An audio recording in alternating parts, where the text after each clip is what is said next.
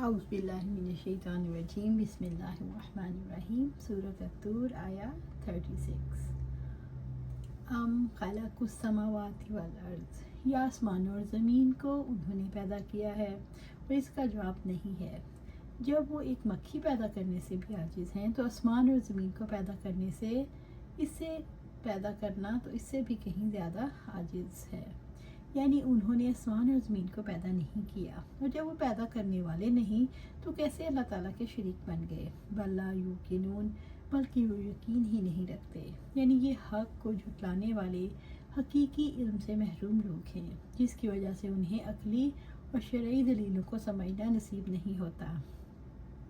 یعنی جب آسمان اور زمین اللہ تعالیٰ نے بنائے ہیں، پھر اس کے ساتھ کیوں شریک کرتے ہو؟ تمہارے یقین نہ لانے نے تمہیں شرک پر مجبور کر رکھا ہے۔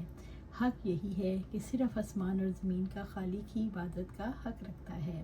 اللہ تعالیٰ نے یہ سوال کیا ہے کہ کیا آسمانوں اور زمین کو انہوں نے پیدا کیا ہے؟ اس طرح ان کے دل سے اعتراف کروایا کہ آسمانوں اور زمین کا خالق اللہ تعالیٰ ہے۔ یوں ان کے نہ ماننے کا سبب خود ہی سامنے آ جاتا ہے کہ وہ یقین نہیں رکھتے۔ سورۃ الطور آیا 37 ام عندہم خزائن ربک، یا ان کے پاس آپ کے رب کے خزانے ہیں؟ یعنی کیا دنیا میں رب کی رحمت کے اختیارات ان کے پاس ہیں؟ یعنی رزق، بھلائیاں، فضیلتیں ان کے اختیار میں ہیں، جس کو چاہے دے دیں اور جسے چاہے محروم کر دیں۔ جیسا کہ رب العزت فرماتے ہیں، کیا یہ لوگ آپ کے رب کی رحمت کو تقسیم کرتے ہیں؟ دنیا کی زندگی میں ان کی معیشت کو ہم نے ان کے درمیان تقسیم کیا ہے، اور ہم نے ایک دوسرے پر ان کے درجے بلند کیے تاکہ ان کا بعض کو تابع بنا لے، اور آپ کے رب کی رحمت اس سے بہتر ہے کہ جو وہ لوگ جمع کرتے ہیں۔ سورۃ زخرف آیا 32 ام هم المسیطرون، یا وہی حکم چلانے والے ہیں؟ یعنی کیا وہ غالب اور زور آور ہیں، اس لیے جیسے چاہیں ملک میں تصرف کر لیں؟ کیا ان کے پاس غیب کے خزانوں کی چابیاں ہیں جس کی وجہ سے مخلوق کا حساب کرنے والے ہیں؟ تو اس کا جواب نہیں ہے، تو پھر ان کا یہ فیصلہ غلط ہے۔ یعنی وہ غالب ارباب ہیں، حتیٰ کہ وہ ربوبیت کے امور کی تدبیر کرتے ہیں، اور امور ان کے ارادے پر مبنی ہے۔ ابن عطیہ نے کہا، کیا ان کے پاس اللہ تعالیٰ کی طرف سے سارے امور کی دولت ہے؟ کیونکہ مال، صحت، قوت وغیرہ سب اللہ تعالیٰ کے خزانے ہیں۔ یہ سوال اس لیے کیا گیا کہ جس کے پاس جو چیز ہوتی ہے وہ اختیار رکھتا ہے، تو کیا رب کی رحمت پر ان کا اختیار ہے؟ جس کو چاہیں نبوت دیں، جس کو چاہے نہ دیں، یا جس کو چاہے رزق دیں اور جس کو چاہے نہ دیں۔ سورۃ الطور آیا 38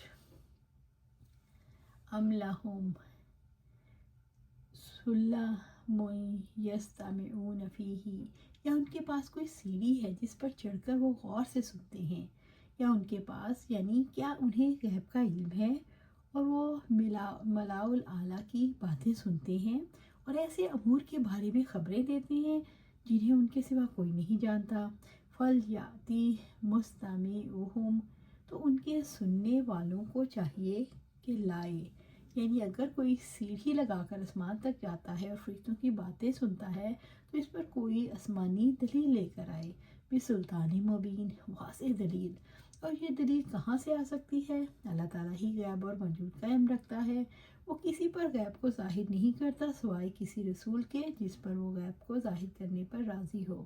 وہ اپنے علم میں سے جو چاہتا ہے اس کے بارے میں اس رسول کو آگاہ کرتا ہے، جبکہ محمد صلی اللہ علیہ وسلم رسولوں میں سے سب سے افضل، سب سے زیادہ علم رکھنے والے ہیں اور ان کے امام ہیں۔ یہاں سیڑھی لگانے کی بات اس لیے کی گئی کہ وحی آسمان سے آتی ہے۔ محمد صلی اللہ علیہ وآلہ وسلم پر اللہ تعالیٰ کی طرف سے وحی آتی ہے۔ اگر ان کے پاس کوئی زور ہے تو آسمانوں پر جائیں، فرشتوں کی باتیں سن کر آئیں اور وحی کے بارے میں معلومات لے کر آئیں۔ سورۃ الطور آیا 39 ام لہ البنات، کیا اس کے لیے بیٹیاں ہیں؟ یعنی کیا تم یہ سمجھتے ہو کہ اللہ تعالیٰ کے لیے بیٹیاں ہیں؟ وَلَكُمُ الْبُنُونَ، اور تمہارے لیے بیٹے، بس تم قابل احتراز امور کو جمع کر رہے ہو۔ یعنی تمہارا اللہ تعالیٰ کی اولاد قرار دینا اور ناقص ترین صفت کو اس کی طرف منسوب کرنا رب کائنات کی تنقیص کے بعد بھی کوئی غایت و انتہا ہے۔ रब्बुल इज़्ज़त ने फरमाया सूरत नहल में, और वो अल्लाह ताला के लिए बेटियां करार देते हैं, पाक है इसकी ज़ात और उनके लिए वही है जो वो चाहता है। और जब इनमें से किसी को बेटी की खुशखबरी सुनाई जाती है तो इसका चेहरा स्याह हो जाता है और गम से भरा भरा हुआ होता है। इस खुशखबरी की बुराई की वजह से जो उसे दी गई वो लोगों से छुपता फिरता है। क्या ज़िल्लत के बावजूद ही उसे रख छोड़े या उसे मिट्टी में दबा दे। सुन लो, बहुत ही बुरा है जो वो फैसला करते हैं। अल्लाह ताला ने अपनी ज़ात के बारे में इनके गलत मौक़िफ़ को सामने रखा है कि तुम बेज़ोर हो और अपने लिए बेटे पसंद करते हो, और अल्लाह ताला को ना औलाद की ज़रूरत है ना उसकी औलाद है, इसलिए तुम खुद बैठकर बेटों को बजाय बेटियां तस्नीफ़ करते हो। ज़रा गौर तो करो, रब के बारे में तुम्हारा तसव्वुर कितना घटिया है। सूरत अत-तूर आया 40। तसअलुहुम अजरा, या आप उनसे कोई उजरत मांगते हैं, यानी कि आप सल्लल्लाहु अलैहि वसल्लम दावत व तबलीग और अल्लाह ताला का पैगाम पहुंचाने के लिए उजरत तलब करते हैं।